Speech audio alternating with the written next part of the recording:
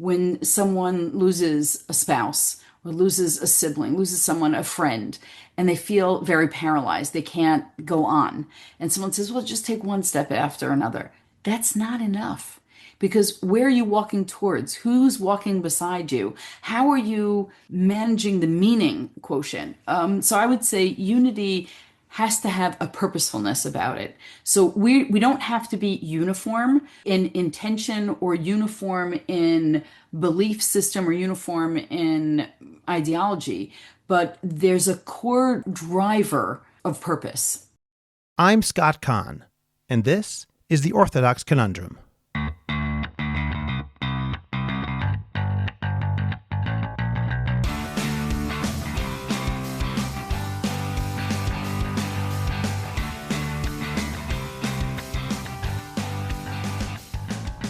This is The Orthodox Conundrum on JewishCoffeehouse.com. I'm Scott Kahn. We've been living in a Jewish world of uncertainty for 2 years. And now, perhaps, we're experiencing the morning after. That unglamorous stretch when the light comes back and shows not only potential clarity, but also rubble and work. Many of us can show up, laugh, and keep routines, yet still feel unable to say, without hesitation, I'm happy. Judaism makes room for that tension. Joy and sorrow don't cancel each other out. They often arrive together, and our tradition gives them containers, so both can be held honestly. Today I'll be speaking with Dr. Erica Brown, teacher, writer, one of the clearest and most important voices in our community, and one of my very favorite podcast guests. In her writing about October 7th and its long aftermath, she's able to hold two truths at once. Dawn brings hope, and dawn brings uncertainty. Rabbi Jonathan Sacks distinguished between optimism, the assumption that things will get better, and hope, the commitment to work to make them better. And that's our subject today, how to build active hope when so much feels outside of our control. We'll talk about reclaiming autonomy through service, why volunteering is not distraction but meaning, about unity not as groupthink but shared purpose, about Rav Kook's 4 songs, that of the soul, the people, humanity, and the world, and how to keep singing humanity song even when we feel pushed out of the choir.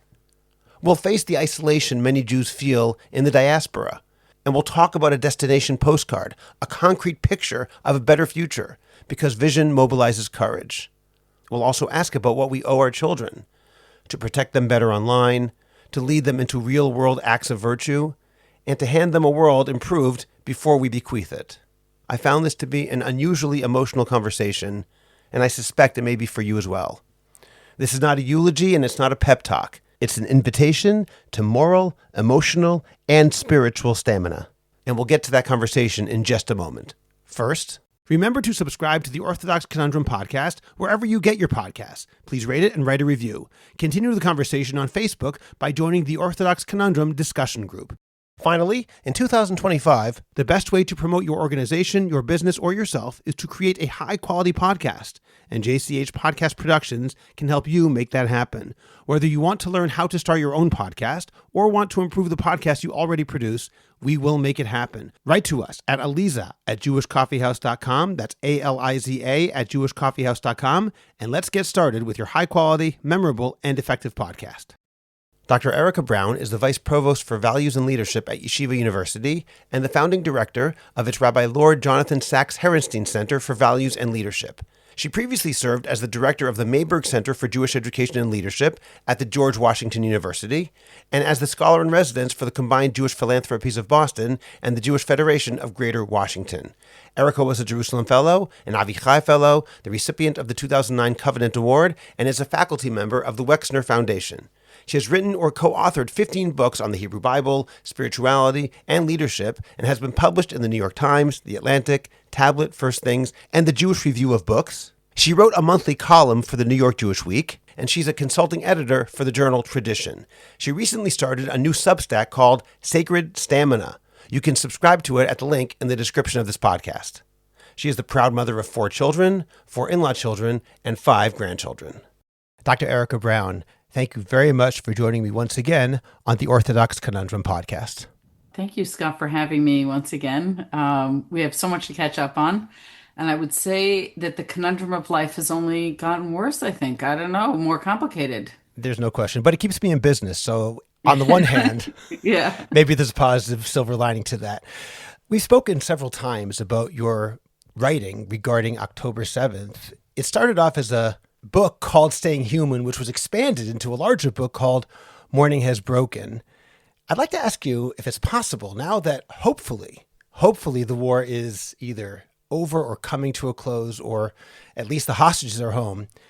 Is there a title you would give to what we're entering now, an epilogue of sorts to your original work?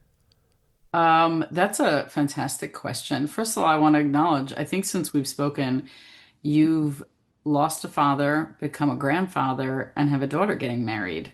That's right. So, while the large world news continues to happen, I just want to say that's a lot of milestones in a very collapsed period of time, lots of emotional range, in some way, maybe reflective of a lot of the emotional range that we as a people have been experiencing too, in Well, I terms appreciate your acknowledging that. Thank you.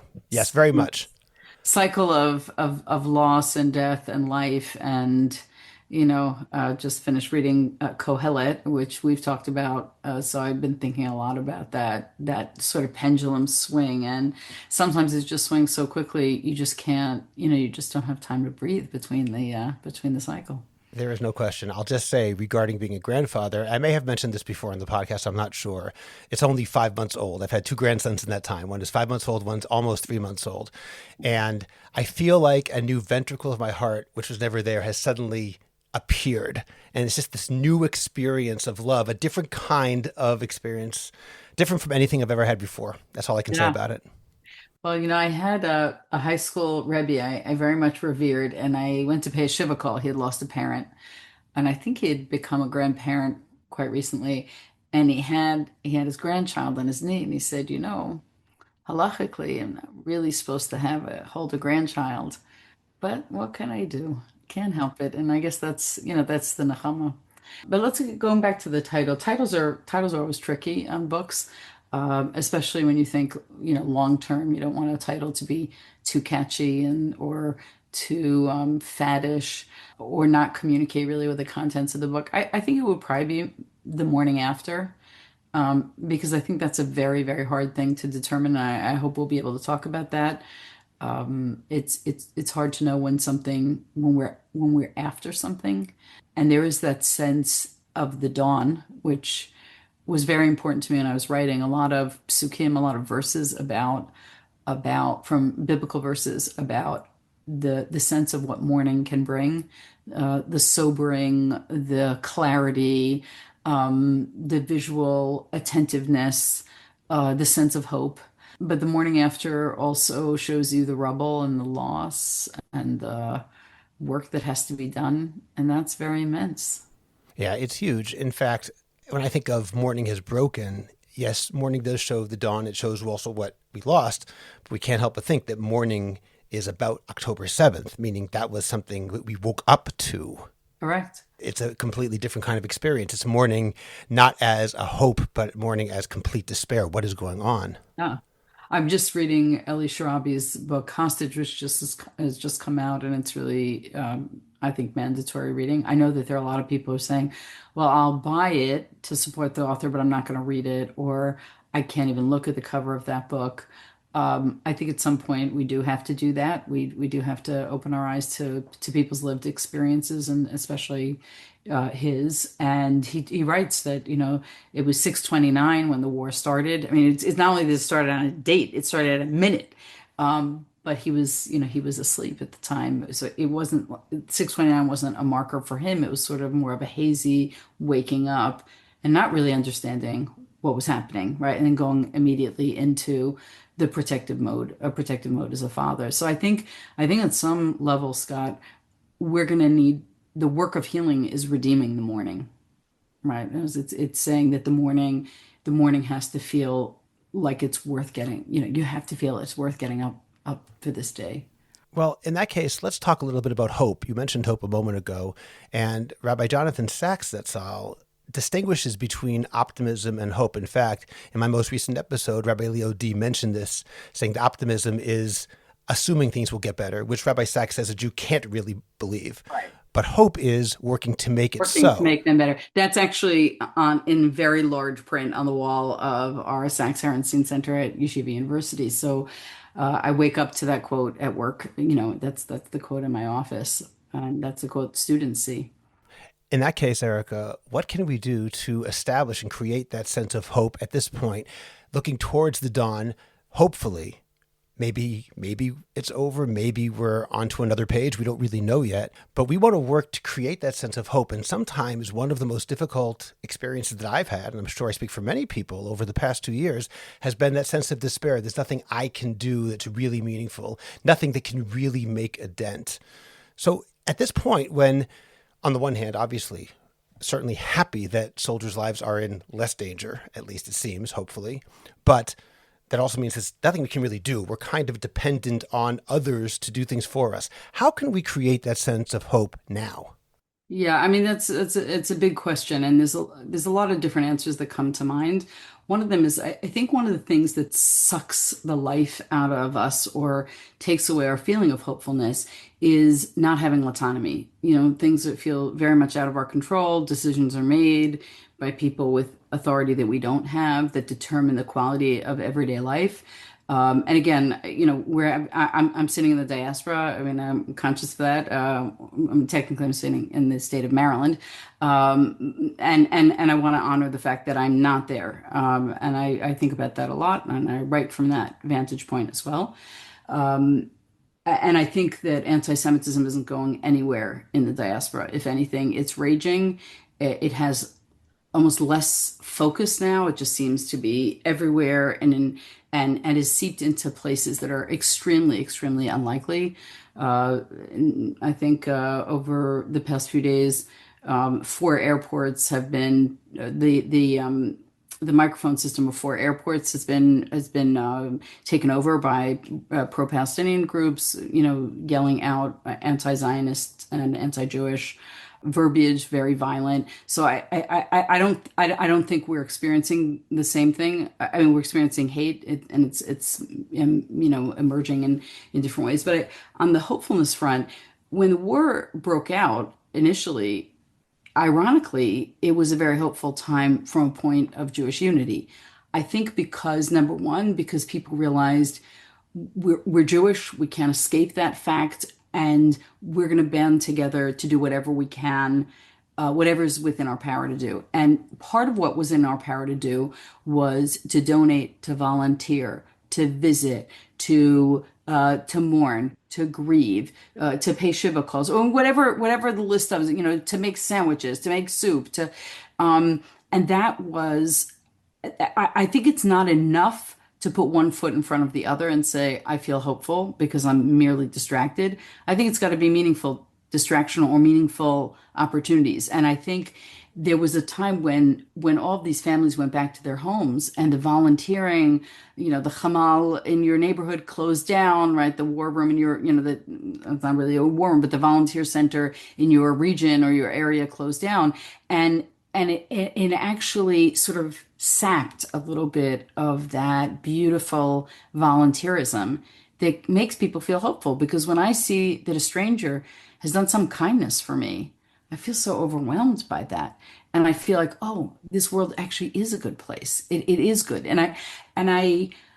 I'm sad that people haven't realized the importance of volunteering more. In other words, this opportunity may have closed, but there are plenty of other organizations that need you to do something. So I think that that's one thing that should make people hopeful. And if they haven't done it, it enhances hopefulness. Like, do kind things for people who don't know you. We're great at doing kind things for people we know. I think that was a turning point for a lot of people in the expression of unity. Then let's go back a step earlier. I'd like to Yeah. actually define Jewish unity because I think that's one of the terms that has been most misused. Too often people talk about Yeah. achdut, unity, and what they mean is a type of collective groupthink, which is not how I define unity. I mean, that's a Yeah. kind of unity, but it's not a healthy unity. That's the unity of, speaking of this week's Parsha, Migdal Bavel. It's the Right. unity where everybody says the exact same thing. It's frankly a fascist unity. Right. True unity, as I understand it, is similar to the unity of Hillel and Shammai, which is they disagreed but saw their eyes or put their eyes on the same goal. And I'm curious how you would define unity. What does Erica Brown think that Jewish unity really Yeah, means? I mean that's huge.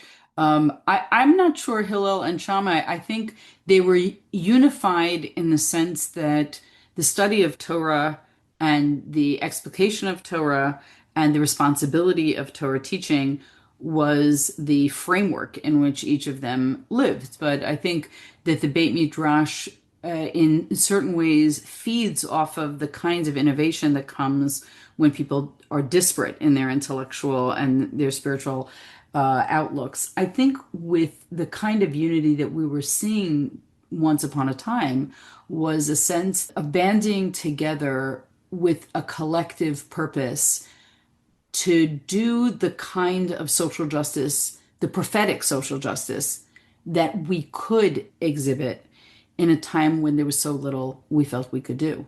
But we did a lot. In other words, the feeling, you'd hear people say, there's nothing I can do. And then you'd say, well, what have you been doing? And then from morning to evening, they've been driving, they've been, outfitting soldiers, they've been doing. And I worry about that. On an individual level, when someone loses a spouse or loses a sibling, loses someone, a friend, and they feel very paralyzed, they can't go on. And someone says, well, just take one step after another. That's not enough. Because where are you walking towards? Who's walking beside you? How are you managing the meaning quotient? So I would say unity has to have a purposefulness about it. So we don't have to be uniform in intention or uniform in belief system or uniform in ideology, but there's a core driver of purpose. Okay, I have to go back a moment though. When you said prophetic social justice, that's a term which I have not heard. I'd like you to define it for me, please. Yeah.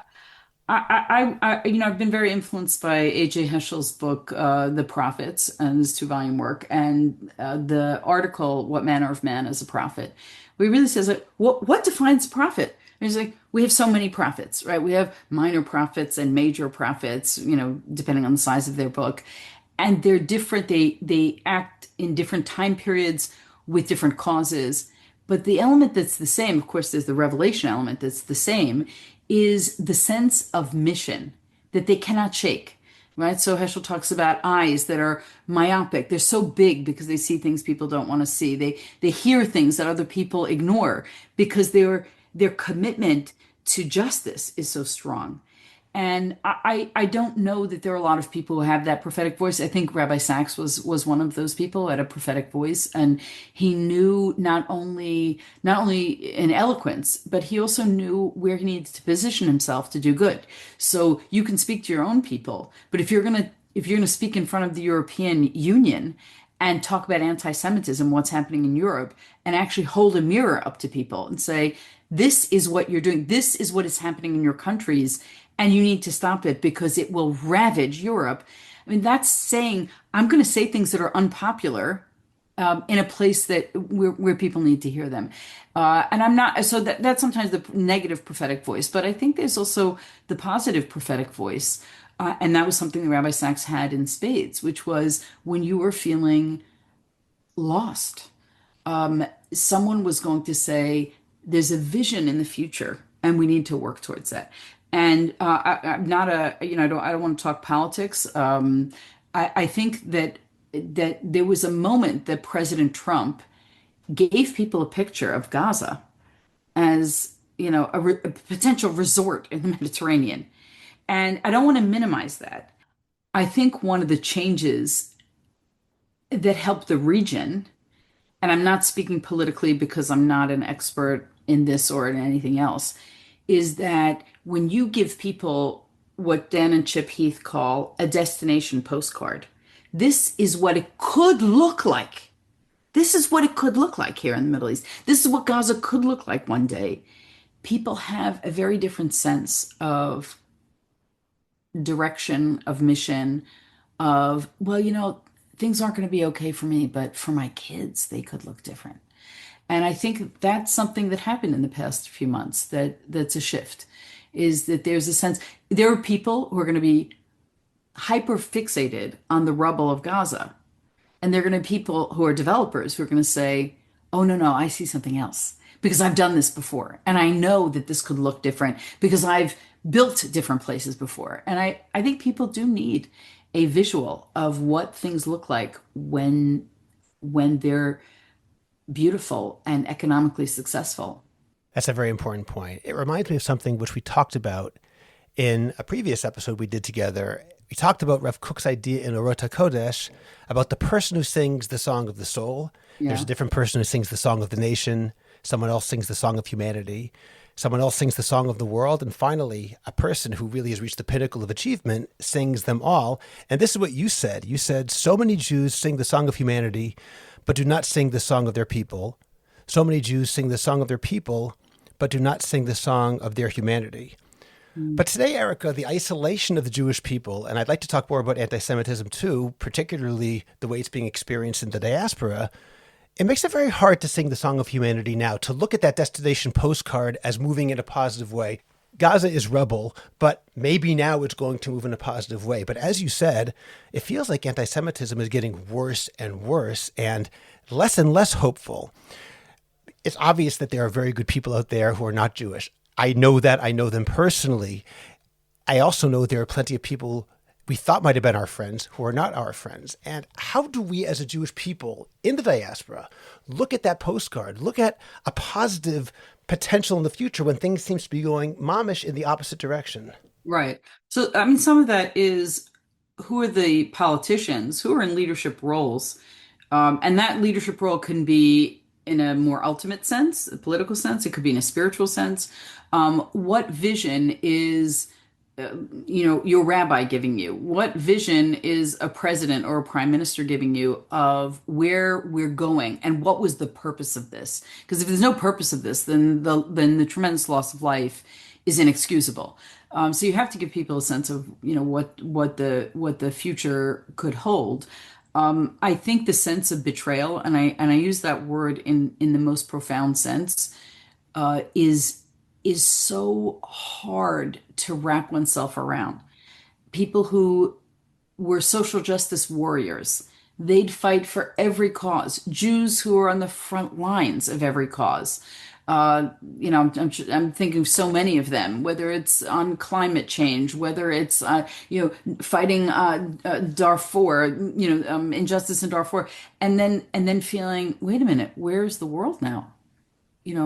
What is the world unable to see? And this microaggression of anti-Semitism, which has become a macroaggression, is tolerated on college campuses and offices and other places where it simply doesn't belong. And it's not that it simply doesn't belong, it's that people don't see it for the scourge that it is. If you would take the word Jew out and put in Black, Asian, indigenous people, people would be outraged by it. And yet this is the language that people are using. And it is very, very hard to say, this is exactly the time we have to lean in. We have to identify our allies and our friends. We have to say the world is a difficult place. And that doesn't mean I withdraw. That means I work harder on its behalf. And at the same time, I know that's true. And I myself experience, admittedly, I'm not going to say the converse of what you said. I'm in Israel and not in the diaspora, so it's not fair for me to say what people should experience there. But these small moments where this despair creeps in, I'll give even a tiny one that should be utterly irrelevant, but it just epitomizes the kind of feeling where you just feel disheartened and your heart breaks. You say, oh, what's going to happen? I saw a clip pop up on Facebook of Weekend Update, the news part of the premiere episode of Saturday Night Live 2 or 3 weeks ago. And I don't even know what the joke was, but when the newscaster, Colin Jost, said the name Zoran Mamdani, we're not talking politics, but when he mentioned this mayoral candidate for New York City, who's probably going to win, any other politician, you make jokes, but that's not what happened. He simply said the name Zoran Mamdani. The audience went crazy, whoops and hollers in a way that does not happen for any other politician. Now, I don't mean that all those people who whooped and hollered are anti-Semites. I have no idea. I don't know who was in the audience.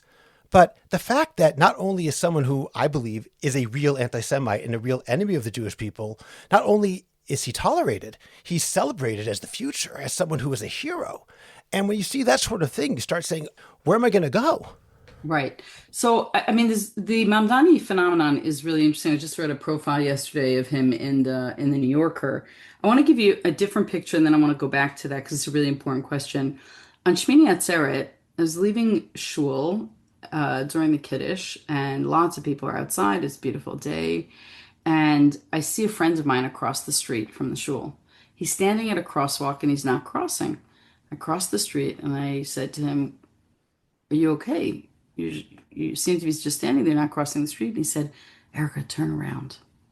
And there's a Christian man who was bowing before the picture of each hostage on the synagogue's fence and crossing himself and praying in front of each one.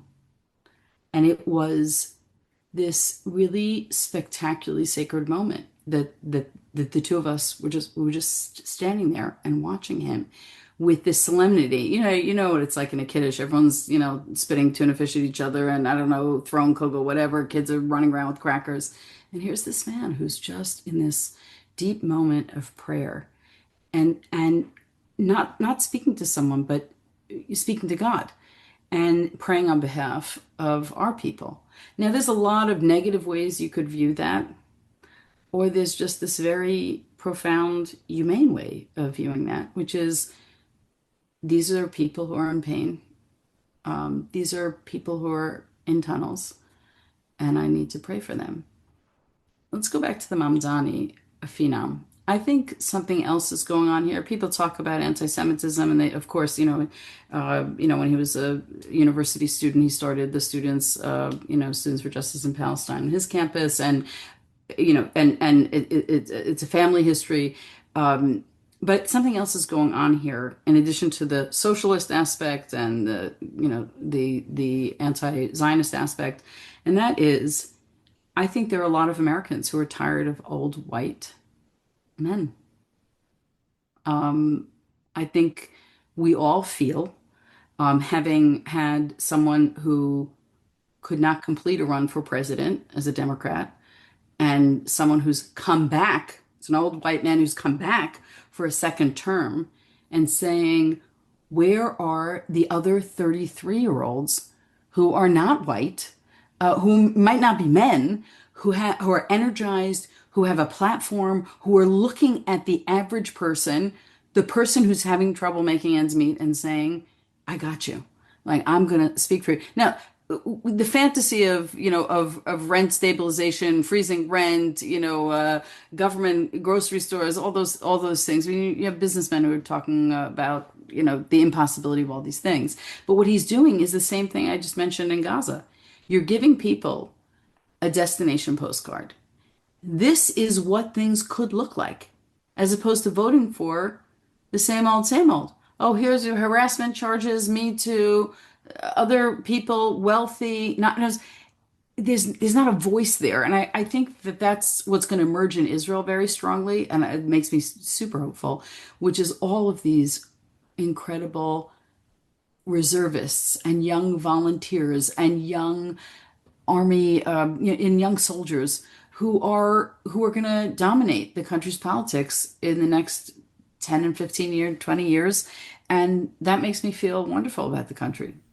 I certainly hope you're right about the reservists taking over. I mean, frankly, when Donald Trump spoke in front of the Knesset on Hoshana Rabbah, I didn't see the entire thing. I did see all of Yair Lapid's speech, because that was the one that was in the middle between Right. Prime Minister Yeah. Netanyahu and Donald Trump.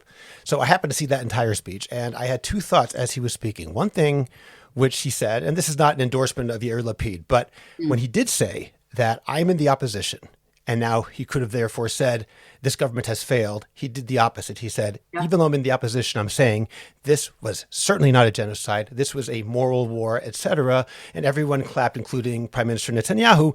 I found that to be very moving and very hopeful. Yes. I like that There very have to be much. transcendent moments. There have to be moments where you say, give credit where credit is due, honor those who need to be honored, look long term. And I think that's also, part of the conundrum of the Middle East always is, what's the long-term vision?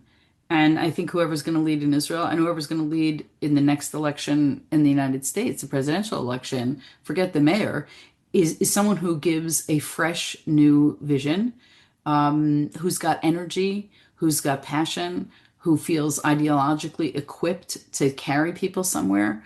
I think people want that. Well, that was my other thought, though, because in addition to that sense of pride and joy at seeing some sort of unity emerge, when Donald Trump was speaking and I saw the people in the Knesset standing up and chanting Trump, Trump, Trump, this has nothing to do with whether somebody likes Trump or doesn't like Trump.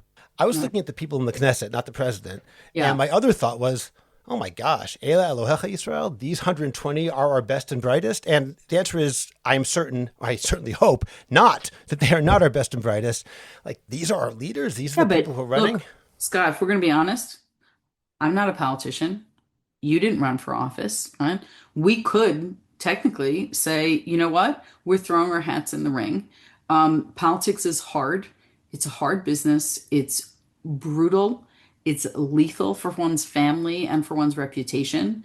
There's a sense of, people being wrung out and thrown away. Everything that they do is overanalyzed. So it becomes very, very hard. Who signs up for these jobs? Narcissists, right? Who could just like, I'm Teflon and I don't feel it, I don't see it, I don't hear it. I think that's the point. Is when do young people feel I believe in this country? I feel patriotic. In America today, if you're patriotic, it's seen as some badge of shame in certain communities, certain progressive communities. I wasn't raised that way. I was raised to believe in the beauty of America. I certainly felt it about Israel, and I think Israel there's a stronger degree of patriotism in Israel than I've certainly seen here. That is normative. I once read something very interesting by Gary Trudeau, the cartoonist who authored Doonesbury. In an introduction to a book, a collection of cartoons, at one point he said that he doesn't like I'm going to call it the Bob Hope style of comedy, where basically the punchline is all politicians are liars or all politicians are narcissists or whatever, because that leaves no hope. He goes, that means that everybody in there's nothing to look for, nothing to look toward. Whereas he was saying, Gary Trudeau, try to say, no, we have to hold them responsible. They don't have to be narcissists. They don't have to be liars. If a politician lies, that remains a choice. It's not a character That's definition. also on us. That's on us. In other words, if you're going to reelect Marion Barry time and again, that's because you don't have a voter education and you don't feel that things could genuinely be different. In my mind, if you're really struggling with the Mamdani mayoral election, then find the 33-year-old, Jewish candidate. Find other candidates, the Latina who find candidates who are going to be is similar, like have similar energy, similar enthusiasm, and commitment to sit in these halls and to change the system. And again, so much of this comes back to what's the long-term view, right? What's the what Pete Davis calls in his book Dedicated, who are the long haul heroes, right? Who are the long haul heroes? And it's one of the things I think in the Jewish community, who are our long haul heroes? And who's who's bringing that A game? Who's bringing humility? I mean, we just lost Rabbi Moshe Hauer, and it was really just a shocking piece of news right after Simchat Torah to turn on a phone and realize that, someone I very much, I just saw him as I call him the anti-CEO. He understood that you can run a Jewish organization and management is one piece of it, and humility and compassion and kindness. Those are that's what a rabbi needs to be in any position that you're in. So there are people out there, and we've just got to find them and get them in front of a crowd.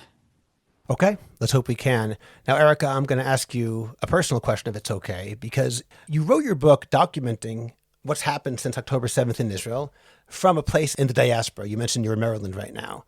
And you've been to Israel 7 times since you started writing the book, but at a certain point, you stopped writing about it. You stopped writing that book. What was the moment of stopping the book? Because the story goes on. Yeah. No, I didn't stop writing about it in the sense that I'd written in Mark Oppenheim's The Ark. I'd written in the Times of Israel. I'd published in elsewhere. But I stopped writing the book because the main things that I wanted to say, things that I was noticing and observing, after 1 year, I felt this was what it was. I could keep going on. It wasn't the point wasn't to be a diary. The point was to write short essays about despair and about the possible end of a war, and to document certain stories. And I felt like a year was an arbitrary milestone, but anything is really arbitrary in a certain way whenever we stop something. In fact, that's a beautiful Rashi I was just reviewing this past week. Vayachal, when God stops the creation and then creates Shabbat, right? And the idea is that that human beings don't have exact stops to things. Only God can say this is exactly the point when things stop. And I think the conversation about when something stops right now is critical. Right? When does the war stop? When do we stop saying Tehillim? When do we stop, wearing our hostage necklaces, which I wrote about. I'm happy to talk to you about. But that question of Vayachal, like who can stop something? Well, how do we determine that then? You did say earlier that we're calling it the morning after, but we don't really know if it's the morning after. I mean, in a certain sense, lahavdil, I'll say, but after World War One, it was the morning after, but it was actually the beginning of the tahalich, the process towards Correct. World War Two. And Yes, God correct. forbid we should be anything like that. But God how do forbid. we know when something is over? Like at the end of World War Two, it really did seem, at least for that particular thing, Germany and Japan, to be over. Yeah. So I want to just read two parts from the book. Is that all right, Scott? Please. Okay, so this is really the last chapter of the book. I said the year milestone since October 7th inches closer and then is upon us. This is the first year. The war is not ended. Even when it ends, it will not end. It will live on in the ruin of stories and memories. Documenting its small and significant moments is the work of journalists. Their work will continue after a year mine is done. October 7th is not an arbitrary date to start, but it's an arbitrary date to stop. If the war continues on the ground, in the air, in our hearts, and in our heads, then any date seems arbitrary. So I felt like I had picked what I thought. I wrote this for the first 100 days because who thought that this was going to go on? After a year, it felt like, is this going to be multi years? Is this so long? I don't know. So I sort of made that as an arbitrary date for this, but. I write a little bit earlier, wars end, and that's what the history books say. The Franco-Prussian War ended, the American Revolution ended, the Civil War ended, World War One ended, World War Two ended, the Korean War ended, the Vietnam War ended. These are wars that lasted for years. We cannot afford a war that lasts for years. And I think when I wrote it, I certainly didn't think we'd hit the 2 year mark. I wrote someone somewhere will one day wave a white flag of surrender, or a general will admit defeat, or one final battle will determine the outcome. Grim men around polished conference tables will negotiate terms. And wasn't that true? Reparations will be determined. Admissions and confessions will be extracted. Mistakes were made. Plans for rebuilding will be touted. Other countries will be asked to contribute to the reconstruction funds. Promises will be made to clear the debris, erect new and improved cities, and design roads better than the ones destroyed. All of the sentences above are in the passive tense, as if as if after a war, agency and responsibility have been removed from those who carried out past actions and vaguely placed on others to clear the debris. Wars do not end in a day.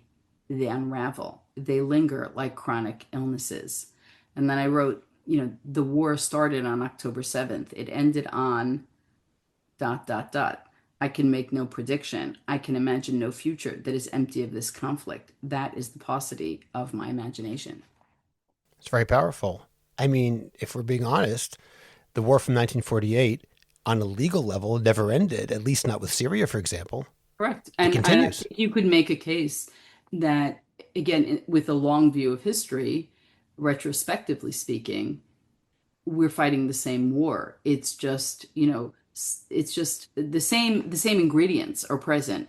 It's just sometimes people just get tired or they can't go on anymore or the funds run out or the sort of, rescue mission begins. There's not an end to the conflict. There's an end to a specific war. I actually was just today. I was listening to an interview in the Times of Israel, the Daily Briefing, and Israel has certain demarcations of a war ending, where people wear, instead of their field uniforms that they're allowed to wear during wartime, they wear their dress uniform when they're in their offices. Or soldiers, usually about 6 months after a war ends, will get some kind of notification and commendation of the date that the war started and the date the war ended, right? I don't think anyone in Israel thinks we're close to that. Right. It's been discussed. And in fact, as we're recording today, which is Sunday on October the 19th, there was a discussion in the Knesset, I believe, in the cabinet at least, about what the war should be called. They want to change it Yes, they to want to the change War the of name, Tkuma. right? They want to change the Right. name, which implies that they think it's over. But meanwhile, part of the problem remains that the enemy, Hamas, and the Iranian Axis, almost on a theological level, they can't really say they lost, as far as I understand it. I'm not a Muslim, but to say that we lost the war is not really, as I understand it, necessarily something which is even theologically possible. No, and I think both sides will probably say in some variation, we won. But I could just say, even in the diaspora, so we took down the poster on the bima that was on a chair, an empty chair, the hostage poster, but the chair, we left the chair, right? So we continue to say Shir Amalot. I took off my hostage necklace, someone, and I wrote about taking off a I was going to hostage. ask you about that next. Yes. And then, a friend came up to me afterwards and he said, I'm keeping mine on until everybody is returned. Now you might say, I'm keeping this on until there's an official declaration that the war is over. I think people psychically needed some kind of stop date so that they could express their joy. And I think it wasn't insignificant that it was right before Simchat Torah, so that there could be some feeling you could dance in the street, right? And you had to dance in the street, and you had to celebrate, and yet, a few days later, we're not celebrating. Right. I know that when I had Rabbi D on, he was saying in his own very, very tragic experience, losing his wife and two daughters in a terrorist attack, he talked about his belief that he originally believed that happiness and sadness are opposites, and he's come to change that. He believes that happiness is almost the opposite of anger, whereas in reality, happiness and sadness can coexist. He talks about a moment during Shiva, the third day of Shiva, when he was laughing hysterically at something his sister told him. And he thought, how could that be? How could I laugh when I'm sitting Shiva for my wife and two daughters? And he said, because happiness and sadness can coexist. They live at the same time in the same place, and we perhaps are selling ourselves short by pretending that we have to have only one emotion at a time. That's not a real human reality. And the Gemara says this itself. I mentioned that Masechet Brachot talks about the possibility of somebody dying but inheriting a lot of money. What bracha do you say? Dayan ha'emet or hatov ve'ametiv? We acknowledge this is true. Yeah. Yeah, we acknowledge it's true. And I think Judaism does a good job of actually not tempering emotions, but creating containers for them, and allowing them to live, close to each other. I think a lot of us have been influenced by this sort of Walt Whitman, I contain multitudes. And then you go, do you really contain multitudes? Are you allowed to contain multitudes? Are you allowed to express this kind of it's not the intensity of each individual emotion. It's that you could have them so close to each other, so be in such extremes in the same hour or sometimes the same minute. And I think that's something over the war you begin to understand who you can be vulnerable in front of, and levels of vulnerability they become more acceptable than they once were. So people who have lost parents, who I would say have a more invincible exterior, a little bit of armor, I think because collectively we were all feeling so much loss, it became a little bit easier to be emotional about the individual losses that you have. I don't know that everyone in the world lives the way that we Jews live. And I do want to share, I think one of the most profound moments for me in a long time, but certainly over the Chagim, on Simchat Torah night. I'm a kidney donor, and I gave a kidney on July 15th in 2019. And I was part of, really, it was a virtuous cycle of donation. 15 kidney transplants were done that day. And I gave it, I'm not the blood type of my friend Gary, but I gave it to someone else altruistically who I never met, someone who lives in Wisconsin, who subsequently died in 2021. I gave my kidney so that instead of waiting 3 to 5 years for his kidney, Gary could get it within 2 weeks. Gary's kidney donor, Brenda, if you're following, did the same thing. She's a religious Christian. She gave her kidney to Gary so that a young member of her congregation could get a kidney. Brenda was coming to Washington, and she was coming on Simchat Torah This year. this year. And Gary said, Erica, will you come for dinner? I had my grandchildren. I couldn't come for dinner, but I went afterwards to meet Brenda. And the three of us, it was very, very emotional. The three of us sat together. And Gary actually invited her to come to the shul first. And he said, this is Simchat Torah. I said, Gary, you crazy? It's just lunacy. He said, no, she'll really, really enjoy it. And in fact, she did enjoy it. And they were about to leave. And she said, why aren't you dancing, Gary? She goes, I want to see my kidney dance. So he danced.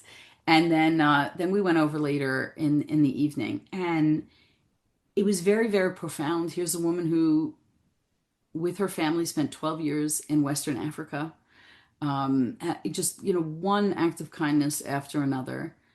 And that was in the same 24 hours as the hostages were released, right? So you have things happening on a large scale, and then these intense kind of acts of voluntarism on a small scale. It's very, very powerful. And I think we need to be thinking a little bit more. Are we giving enough? I don't know why more Orthodox Jews don't give kidneys. I don't know. Because Pikuach Nefesh is so foundational, and because we know so many people who require them, why aren't people giving them? But if you want to do something good in the world, and you're not sure how to restore an equilibrium after this war, give a kidney. Wow, that is a really important message today. Thank you for saying that. Let's move into that concept of joy a little bit. Let's talk a little bit about the sources of joy, because we've talked about the sources of despair. That's unfortunately clear to a lot of people after the experiences of the past 2 years. But there are also sources of joy. You mentioned being vulnerable. I'm going to be vulnerable right now to you, Erica, which is that the source of my joy. It's okay. The source of my joy has been, over the past 5 months, as I mentioned at the beginning, my new grandchildren. It's just something which is so unbelievable to see. And you mentioned before that idea of seeing the future and saying, well, maybe it won't be here for me, but maybe it will be here for my children or my grandchildren. That's something which I've really experienced, thinking, I don't know what the future holds. As I mentioned, I look at the Knesset, I say 120 people, many of whom I don't respect. I don't find them to be admirable in the way that I would want my children to act. But you know what? Who knows what will happen in the next generation? Maybe I won't be here to see the changes that I hope will come, maybe that we can help bring, but my children might be, and really, even more so, my grandchildren might be. Looking for joy in that next generation, I realize how fortunate I am. Not everybody has that. But being able to look at these two little boys and say, okay, there is a future, and there's something here which is new for me, which is special for me. That's been very much a source of joy, which has changed my life and has added something which I never had before, and changed my perspective, I think, on some level. Yeah, I first of all, I mean, to Rabbi, when Rabbi Leo D talked about how happiness and sadness live so close to each other. I mean, what do we do when we're overjoyed? We cry. What do we do when we're sad? We cry. I mean, it's the same water, right? It's the same salty water. In both instances, it just has different meaning, and sometimes the meaning is jumbled. And probably there's a piece of that. Had you had grandchildren during peacetime, the intensity of the joy may be different, and that's part of the temporality of Kohelet, right? Which is, sometimes you're in a particularly vulnerable space, and it allows you to feel the profundity of joy that you weren't allowed to feel before, that you didn't give yourself permission to feel before, because you know that it's not going to last. I mean, as I get older, I'm more acutely aware of that. This is the first time in my life I said, oh, they're going to be events, and I am not going to be here for them. Now, I know that intellectually, but I know that cognitively, but to know emotionally, I'm not going to be here for them, and that's okay. Because this is what I was here for. It's funny when you work on behalf of the Jewish community, very, very often people say, so-and-so wasn't in the room, so-and-so wasn't in the room. I'm like, Look at the people who are in the room, right? Look at the moment you are in. Look at the people who are with you instead of of the empty spaces. I will say that I am concerned that it's not only about the world that we can't see, it's that we are bequeathing a world that I think is less good than the one we inherited. And before we go, we all have work to do, which is, it is not fair. It's like spending all your money in the last years of your life so you have nothing to give your kids, right? Is you say to yourself, we have spent down on goodwill. There is a bankruptcy of hope and goodness in the world. There is a problem with virtue in the world. And then we're going, okay, kids, here, it's your problem to fix. I just want to say, I'm going to be 60 soon. Bezrat Hashem, God will give me a few more years. My job is to build virtue in the world and say, if we can all band together and say, this is we cannot bequeath this world. We need it to be better before we hand it over. And that's on us. That's not on them. And I think that we have given ourselves way too big a pass and said, this is someone else's job. This politician is falling short. This one is, we are critics. I see it in the Jewish community. We sit back and tell everybody what they're not doing. I think I said this to you. Very common experience I have when I finish speaking. I get down from somewhere and someone says, here's what you didn't say. Well, here's what I did say, right? And it's time to actually stop that passive role and say, what virtue am I putting out in the world? And I'm concerned that that is not a big enough, that's not a responsibility that people have taken on themselves. And it's time. It's time. My all-time favorite Hasidic vort or Hasidic story, and it's half a paragraph. Someone went to Kusker Rebbe and said, "Why did God make the world so ugly? Why did he make it so ugly?" To which the Kusker replied, "What, you think he could do better?" The guy thought a moment and said, "Yeah, I think I could." So the Kusker leaned in and said, "So what are you waiting for?" And to me, that encapsulates the job that you're talking about, and which I think is incumbent upon every human being at every moment, and particularly us in the Jewish community. That's our tradition. That's our role. Yeah, I actually recently had thank God Rachel Goldberg-Pollen has come into my life through the work that I've been doing, and we recently had back and forth, and she was asking me, and I shared a Hasidic story that was two stories that were very powerful for me. One is a Chassid who lives far from his Rebbe, has a catalog of woes and things are not going well for him. And he takes the last of his savings. He sells things so that he can go visit the Rebbe and get a bracha from him, get some understanding of why all these things have happened to him. And he goes to the Rebbe. It's several days' journey. He's waiting in the antechamber. He finally gets access to the Rebbe after many hours. He sits, he tells the Rebbe everything on the other side of this large desk, and the Rebbe says nothing. And after these moments of awkward silence, he thinks to himself, I've traveled so far and I've spent the last of my money, and the Rebbe has nothing to say to me. And in that awkward silence, the Rebbe stands up and he walks to the other side of the table and he says, I don't have any explanation for your tragedy, but I can stand here beside you. And so I think that's one piece of it. The second is a king story, because there's always a king and son story in Chassidus. The king says to his son, I want you to inherit, because we're talking about bequeathing and inheriting. I want you to inherit the throne. But in order to inherit the throne, I need to give you a task. And if you can complete this task, then you can be king. And he said, your job is to take this very, very large and heavy stone and lift it up into the attic. And he had a certain period of time in which he had to execute this. He simply could not figure out how to do the task. And therefore, his father said, I cannot give you the throne. He said, but father, what was I supposed to do? And he said, I didn't tell you you had to lift the stone by yourself. What you could have done is taken a hammer and broken this stone up into pieces. And each person could have carried a little piece of that burden, that heaviness, that weight. Each person could have elevated it in some way if we could do it together. And I think that's the challenge right now, is how how much in the diaspora we're going to help lift the weight of mental anguish that our brothers and sisters in Israel are experiencing. How much is Israel going to take responsibility for anti-Semitism in the diaspora, not only as a safe refuge for the Jewish people, but there's no question that we're one people, and we've got to figure out how to make the ocean smaller, which is always our job. Make the ocean smaller and make the world better. I started a new platform this summer, and in part that was a response. It was a response to this. I started a Substack.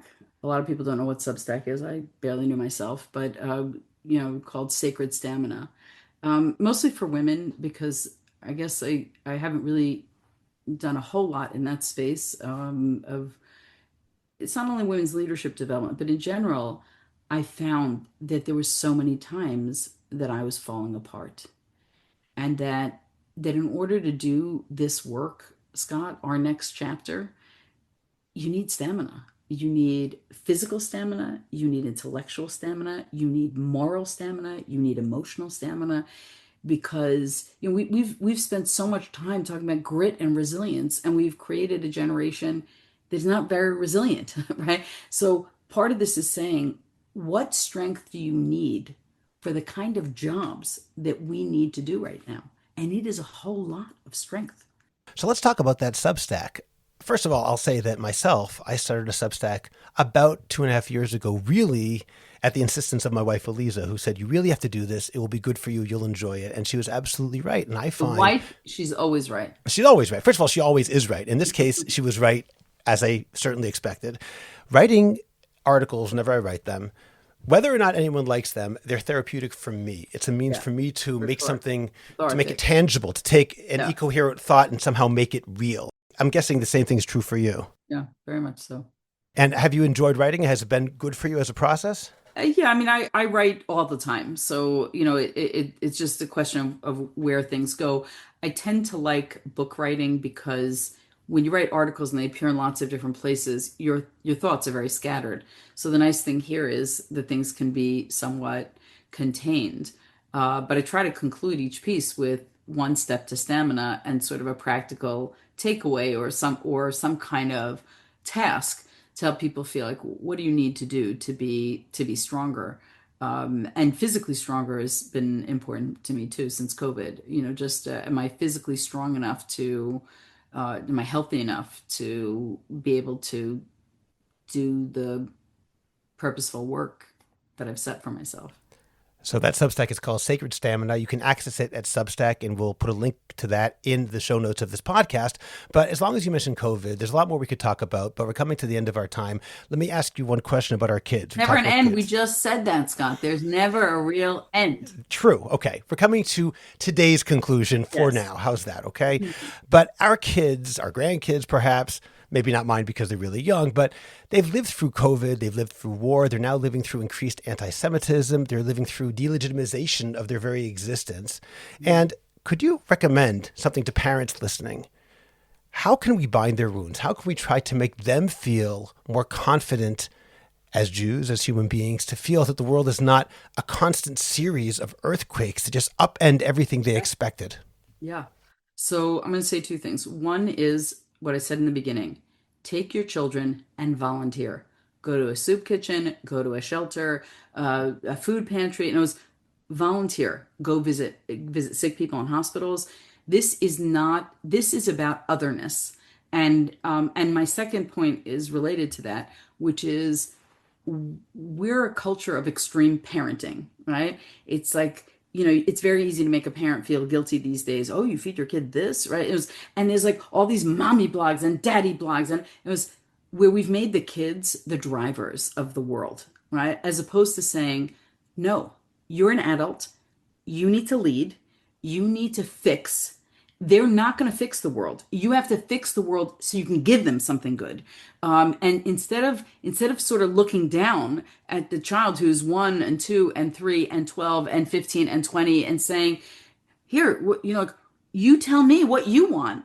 We need to sort of band ourselves together and say, what is the kind of world that we expect that where they'll thrive. And I feel that I'm saying this much less eloquently than I'm trying to articulate it. And that is, we overprotect our children in the real world and underprotect them in the cyber world. We have told them that they are wonderful and that the world is terrible. And that is not the right formula for success. If you want your children to be different or act differently in the world, then tell them that the world is a beautiful place and they need to earn it, right? They need to earn it. And I say this about bar and bat mitzvahs. You would think that it's like, the montage, the collage, the album, it's like your fully finished product at 12 and 13. No, this is a world that you have to earn, and it's a gorgeous world. And it's a world of responsibility and a world of moral direction, and it's a world of virtue. And if it's not that way, then let's fix it before we pass it on. The world is a beautiful place, and they need to earn it. That's what I'm going to take away in particular from this. That's a really good way to conclude, only for now. Dr. Erica Brown, it's always emotionally important for me and a pleasure to speak with you. Thank you so much. Scott, for me as well. Thanks so much for your friendship. Before we sign off, a brief word of thanks. Several new listeners have joined our Patreon, and I'm genuinely grateful. You're not buying bonus episodes. You're underwriting the work, the research, editing, and the independence that lets us ask hard questions with respect and clarity. If today's conversation helped you think more carefully about Torah, community, and the world we inhabit, please consider becoming a patron. Even a small monthly contribution makes a real difference in keeping the Orthodox Conundrum going and accessible to everyone. The link is in the show notes. To those who have already joined, thank you. Your vote of confidence means more than you know. And to everyone else, I hope you'll consider joining us. Subscribe to the Orthodox Conundrum podcast wherever you get your podcasts, and please rate it and write a review. I'd appreciate it if you go to Apple Podcasts and rate and review the Orthodox Conundrum. It takes literally 2 minutes. It's just giving a certain number of stars and writing 1 or 2 sentences. Please like the Orthodox Conundrum podcast on Facebook and join our growing Facebook group, the Orthodox Conundrum Discussion Group, where you can feel free to discuss issues in Orthodoxy in an honest and friendly environment. Subscribe to my Substack, Orthodox Conundrum Commentary. Check out the link in the description of this podcast to get your free subscription today. Finally, do you have a message that needs to get out? Do you want to promote your business, your organization, or your cause? The best way is by producing a podcast, and Jewish Coffee House can make it happen. I have experience producing hundreds of podcasts, both for myself and for satisfied clients. Whether you want to learn everything you need in one day, or relax and record and let me do the heavy lifting, Jewish Coffee House Productions will work with you to make it happen and make it even better than you imagined. Let me help you today. Write to us at aliza@jewishcoffeehouse.com. That's ALIZA @jewishcoffeehouse.com. And let's get started with your high-quality, memorable, and effective podcast. I'm Scott Kahn. This has been the Orthodox Conundrum on jewishcoffeehouse.com.